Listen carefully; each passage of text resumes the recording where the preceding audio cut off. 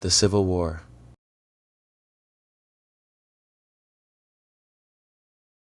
With tensions rising in the states over expansion and slavery, the newly elected president of the United States, Abraham Lincoln, is the first Republican president, and he also opposes the spread and act of slavery. By Lincoln becoming a president, the tension doesn't go down at all. In fact, soon after South Carolina secedes from the U.S., other nations, including Mississippi, Florida, Alabama, Georgia, Louisiana, and Texas, also secede, and soon after create the Confederate States of America.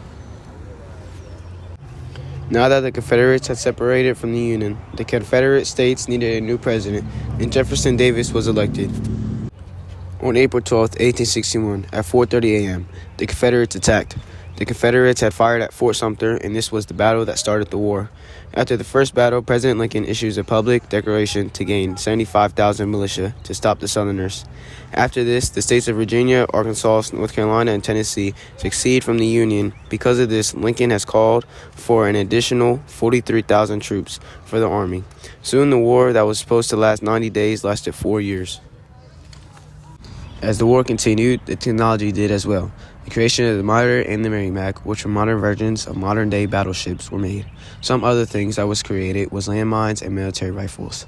Since the North was able to produce a lot of weapons, they would profit from it. The Battle of Bull Run was soon fought.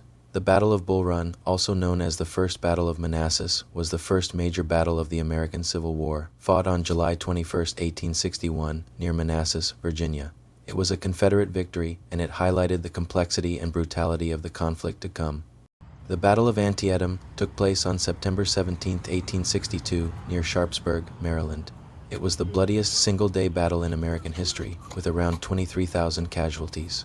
The Union Army, led by General George McClellan, fought against the Confederate Army, led by General Robert E. Lee. The battle ended in a tactical draw, but it provided a strategic victory for the Union, as it halted Lee's advance into the North and gave President Lincoln the opportunity to issue the Emancipation Proclamation. During the Civil War, soldiers faced big challenges like getting sick, not having enough shelter, and not having enough food. Camps weren't clean, so diseases spread quickly among troops. Bad weather and not enough shelter made soldiers sick too.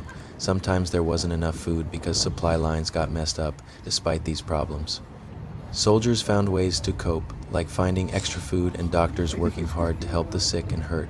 The Civil War showed how tough life was for soldiers and why it was so important to keep camps clean, get enough supplies, and take care of sick soldiers. The Battle of Gettysburg, fought from July 1st to July 3rd, 1863, near Gettysburg, Pennsylvania, was a turning point in the American Civil War. It was the largest battle ever fought in North America, with around 50,000 casualties. Union forces, led by General George Meade, clashed with Confederate forces, led by General Robert E. Lee. The battle ended in a Union victory, and it marked the furthest advancement of Confederate forces into Northern territory. The high casualties and failure to achieve their objectives forced Lee's Confederate Army to retreat, signaling a shift in momentum in favor of the Union. Ulysses S. Grant surrendered on April 9, 1865, effectively ending the American Civil War. The surrender took place at the Appomattox Courthouse in Virginia. Grant, who was the commanding general of the Union Army, accepted the surrender of Confederate General Robert E. Lee, who led the Army of Northern Virginia. The surrender came after a series of Union victories that had weakened the Confederacy, and Lee's army was surrounded and outnumbered. The surrender at Appomattox Courthouse symbolized the end of the Civil War and the beginning of the reunification of the United States. Grant's generous terms allowed Confederate soldiers to return home peacefully, marking the beginning of the nation's healing process after years of devastating conflict.